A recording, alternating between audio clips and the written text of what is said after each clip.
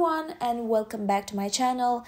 If you've been watching my videos for quite a bit, you know that I do have my favorites. The authors that I am very partial to and that I prioritize when it comes to my TBRs. If you always wanted to get into their stuff as well, but a lot of the authors have a very large body of work, this is your lucky day because I'm going to tell you which books are the best according to me from the authors that I really love. Now, I had to be a bit selective in this video because I like a lot of authors, and for certain cases I've only read one book of theirs and decided that they are genius. We're only going to talk about people that I've read a lot of books from and people whose catalog I've read in full. In the comments down below, leave the names of the authors whose work you're interested in and need help with, whom you know I enjoy, because I might actually film a part 2 of this video. The first author that I want to mention is Dahlia Adler. She's such a light as a person and I really liked her books. I've read quite a few of them. And when it came to the best one, now, you have to understand that it was difficult to decide which book is the best, not the favorite of mine, because best and favorite are two different categories. Favorite is more of a book that I connected to the most, that I enjoyed the most subjectively. So when it came to Dahlia Adler, I had to really sit down and think about it, because I subjectively love Out on Good Behavior the most. But if I really think about it, Last Will and Testament is the best one, even though it features a student TA romance, which I'm not a fan of. Last Will and Testament is a really good book craft-wise. It's not as sappy as Out on Good Behavior. It has a better hook. The heroine's journey and character arc is more interesting objectively. So I have to go with Last Will and Testament, even though it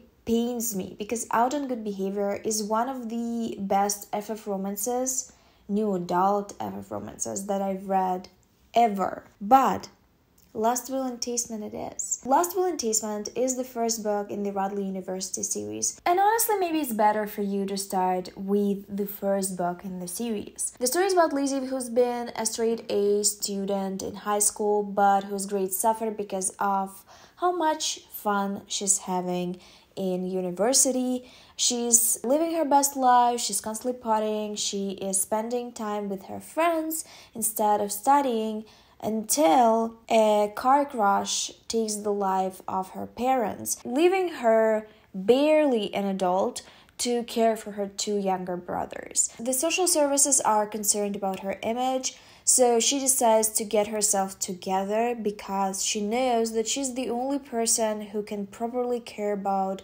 her two younger brothers. So with the help of a very grumpy but very sexy TA, she's trying to straighten up her act. The character arc of Lizzie in this book is very compelling. It's also one of those books that very quickly hooks you because of how extreme the inciting incident is and how quickly the character has to adapt to a new situation. I also really love how important friendships and familiar relationships are in the series overall. Lizzie has two best friends in uni that also get their own books, and they're good books. As I've told you, I was hesitant about my choices. Lizzie is an interesting character. She's in a very tough situation. It's an interesting journey to read about. I genuinely think that writing craft-wise, it's the best one out of the three. The second one is the weakest. This one is a very good starter book. Moving on to KJ Charles. I really love KJ Charles. I love queer historical romances in general, and that is her forte. That is what she does. She found her niche, and every single book that she puts out, or at least every single book that I've read from her, is really good. If we're talking about the bests, I think it is Band Sinister. It's actually the very first book that I've read from her, and I still think it's the best one. All of her stuff is really good. I love her characters, I love the things that she decides to talk about. Her romances are just swoon-worthy, but Sinister can't be beat. It's just such a lovable book, and also every single thing in it was done so well. I have no critiques. I genuinely don't have any negative things to say about it. The story is about a guy named Guy, I know, very original, and his sister. They live in a village outside of high society because of a scandal that befell on the sister's head, and because of how scandalous their parents were in general. Their aunt gives them money so they would stay away from her family, and they're pretty pleased with that arrangement until the sister finds a new hobby. She starts writing. She even sells one of her gothic fiction novels to a publisher. And to get inspired for her second book, she decides to get to know their scandalous neighbor a little bit better. Their scandalous neighbor is an aristocrat named Philip. People say that he praises the devil, that his friends are also Satanists, and that their meetups are actually orgies with some devil-worshipping rituals thrown in. So the sister is rightfully very curious. She decides to ride a horse to his estate, but the horse misbehaves and throws her off. She breaks her leg in a very horrifying way. So when Philip and his friends find her, they have to carry her to the estate. She cannot be jolted or moved too much, so they decide that she's going to heal at his place. Guy is really mad about it because he's afraid that it's going to affect his sister's reputation. She already doesn't have a good one.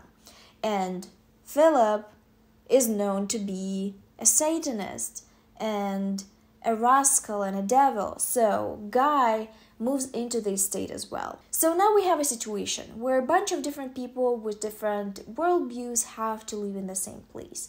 It's forced proximity. Guy and Philip do not get along at first. Their temperaments are very different, but as they spend time with each other, Guy realizes that Philip is nothing like the gossip that is spread about him, and is actually starting to developing feelings for him. The tension between the characters is beautiful. The found family element is a honey to my soul. I love found family, but the way it's done here is so authentic and gorgeous. The friend group actually turned out to be not devil worshippers. They were scientists and artists that talked about loss and psychology and science and arts. They were a very eclectic group. I loved how the romance was approached because we're talking about the time where people were hanged for queerness, and Philip, despite that, is not scared to talk about his feelings, which was very refreshing to read about. And it's also surprisingly romantic because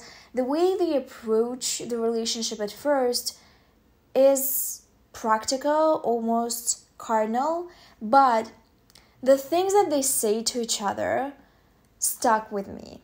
I love this book. I love the atmosphere of it because it fulfilled my fantasy of a queer commune. I love this. I highly recommend it. The next author is 𝕊𝕉𝔻𝕀𝔸𝕃, and perhaps it's too early to put her on this list. Even though I really love her work, I think she's a very talented author. I've read her young adult stuff and her adult stuff, so I think it warrants her position in this video. I loved her young adult stuff. It was hard-hitting, it was romantic, but it was also about the themes that I like in fiction. It was about mother-daughter relationships with a hint of romance.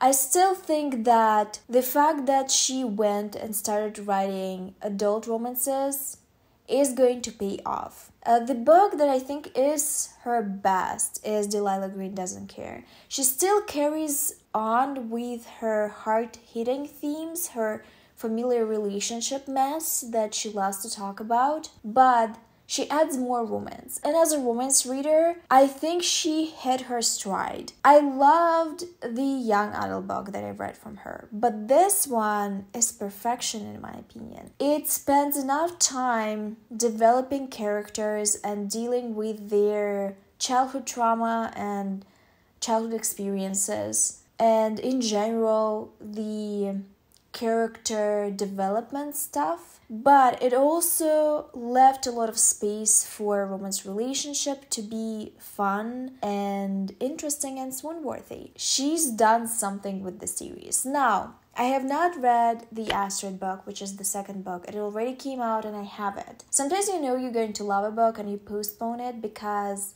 you know that you'll need it at some point. That is the case with Astrid for me, but I'm very hyped to finally pick it up. From the two books that I've read that were very different because they were in two different age categories, I think Delilah Green is the best one because she found a way to blend these two things that she clearly loves to write about in the most perfect way possible.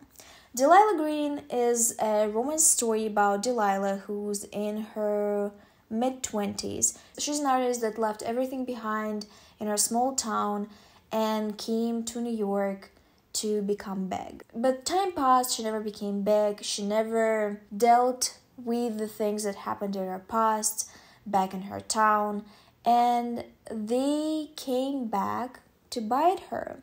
She gets a call from her stepsister Astrid, who wants her to come back home for her wedding and be the photographer.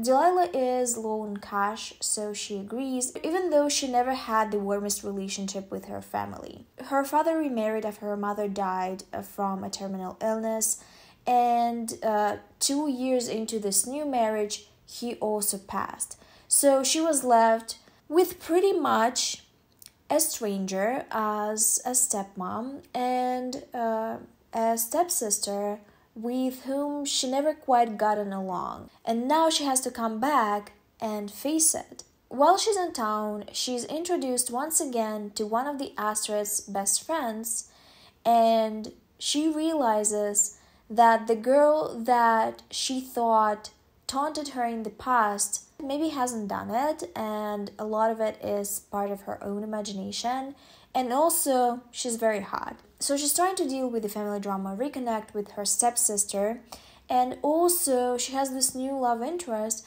with whom she doesn't want to get too serious. I love this book. I highly recommend it. I think it's deep enough and lighthearted enough to be balanced. Let's talk about Madeline Miller while I'm caught up. I've read all of her stuff. She has 2 full novels and 1 short story, and I've read all of that. And still, I think that The Song of Achilles is her best. I also think it's the one that is easier to love. Personally, it is my favorite because it has more structure. Iliad is a very complicated story with a lot of characters. What Madeline Miller does very well in the story, in my opinion, is she focuses on a specific story that she wants to tell. She leaves the unnecessary parts behind the border, the parts that don't matter for the story that she wants to tell. You still get the key parts that are paramount for continuity. She's also really good at foreshadowing in this book. It's honestly excellent. That's why I believe that knowing what the story is going to be about is going to enhance your experience with this book. I've also read both Circe and 𝕊𝕆𝕀𝔸𝕃, and I gotta say that 𝕊𝕆𝕀𝕃 is a bit too short for my tastes, and Circe, while I loved it, lacks the necessary structure. It's more loosey-goosey. The Song of Achilles is just a very well-written book. Going back on my bullshit with the romance orders, let's talk about Tessa Dare. At this point, I've read quite a few of her books, at least 5. And the book that I think is the best one is The Governess Game. I think it's the best one because it has all the elements Tessa Dare is known for, and it's a perfect mix of them. And I also cannot underappreciate that this story is a nanny romance. and it has 2 kids, but I still loved it. I don't really like kids in books. I don't really like kids in general. Well, whatever. But the kids here were so funny that it only enhanced the story for me. It also has some depth. Both characters are vulnerable with each other about the things that happened to them in the past. And it's also always a nice thing that Tessa Dare includes in her books. I think this book is just very well balanced. I personally really enjoy it. Maybe I'm biased. I'm trying to not be biased because it's the best, not the favorite, as we've established.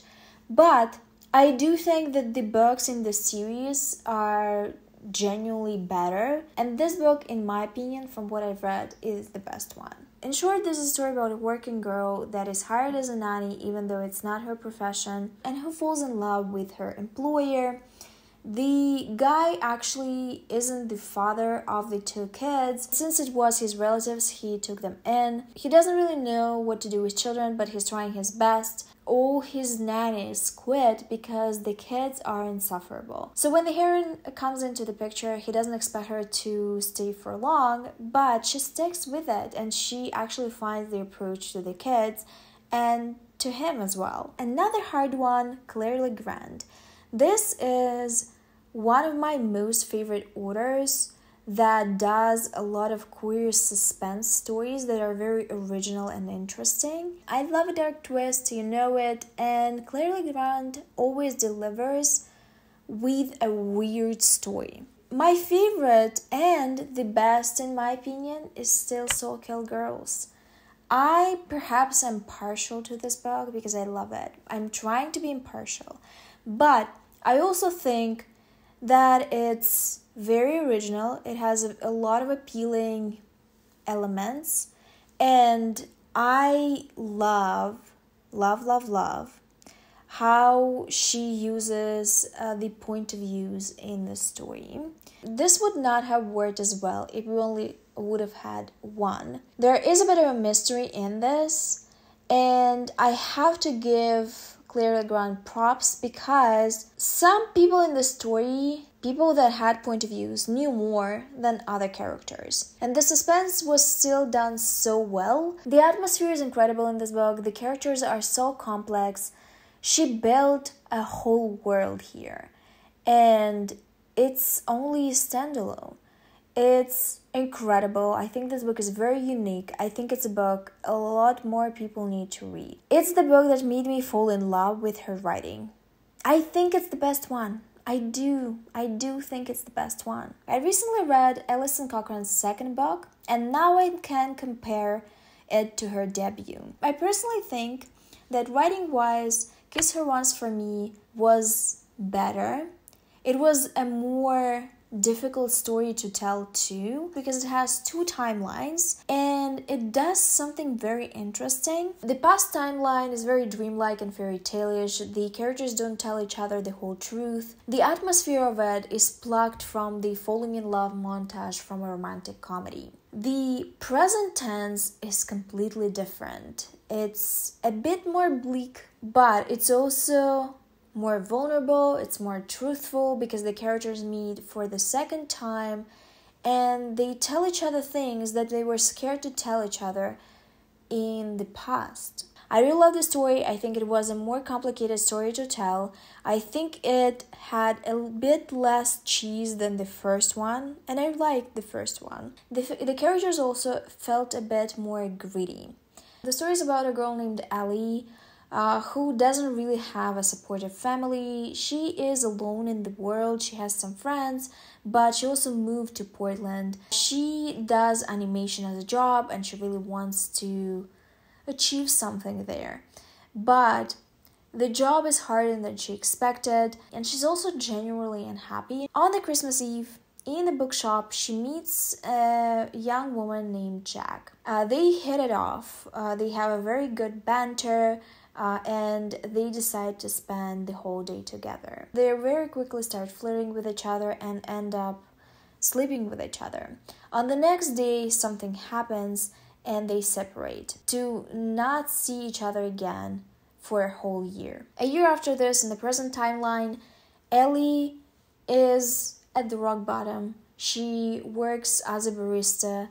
It's the job that she doesn't like.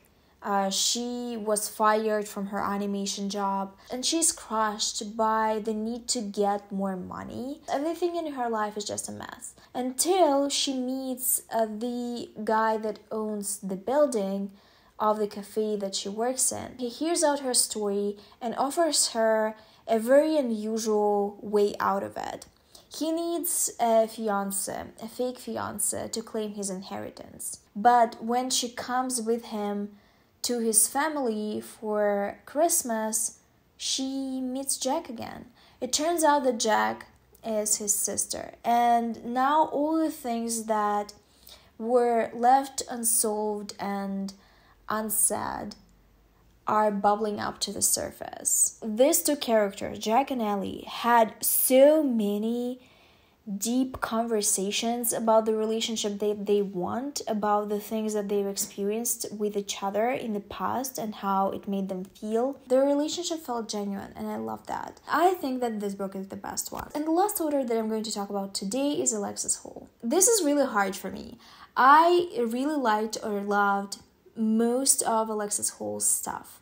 I think he's genius. I think he knows what he's good at, and he knows how to pour it into his books. I am very partial to some books that I've read from him, but at the same time, I'm very aware that they are not his best. For example, How to Bang a Billionaire is very near and dear to my heart, but I don't think it's his best. There are also a few books that he came out with recently that I think I'm going to really love, and I have not read them.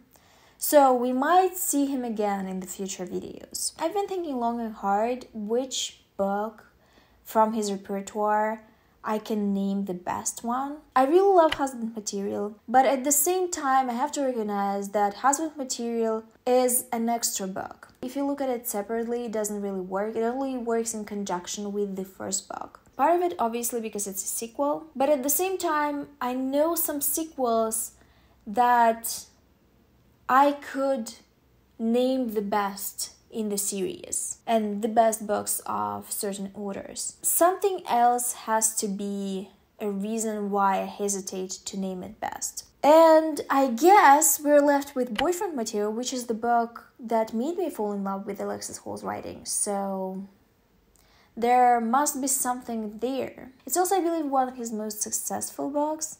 So I have to respect that. I'm going to name it the best for two reasons.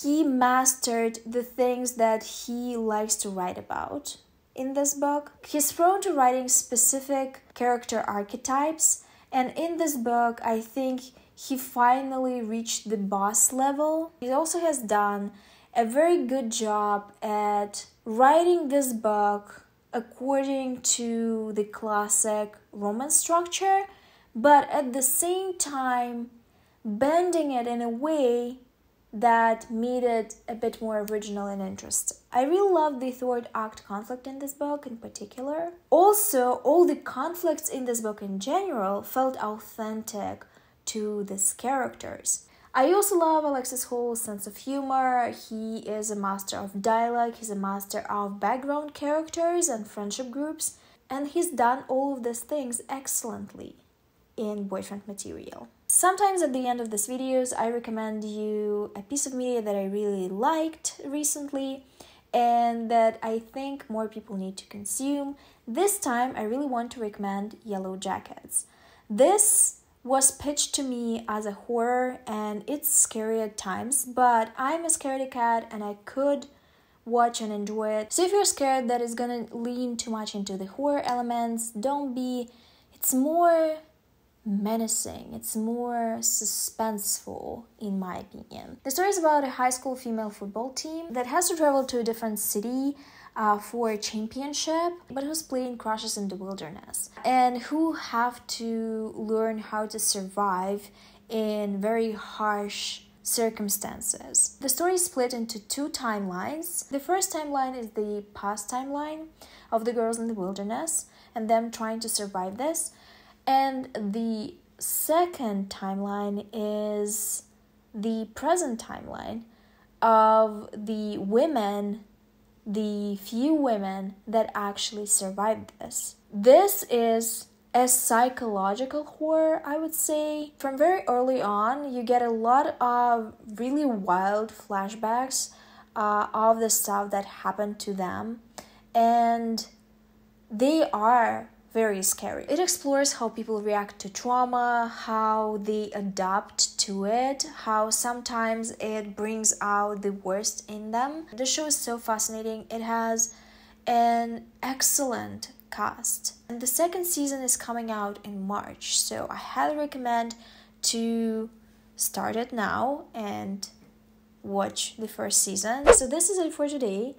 You perhaps noticed that I skipped some of my favorite authors that a lot of people know me for, as in they know that I love them. That is simply because it was very hard for me to decide which book I consider the best from their repertoire. I will leave them for the part 2 of this video. If you disagree about my picks, tell me in the comments down below. Let's have a healthy discussion about this. If you watched this video till the end, leave an emoji of the heart in your favorite color. And on this note, I have to say goodbye. Thank you for watching. I will see you soon with another video.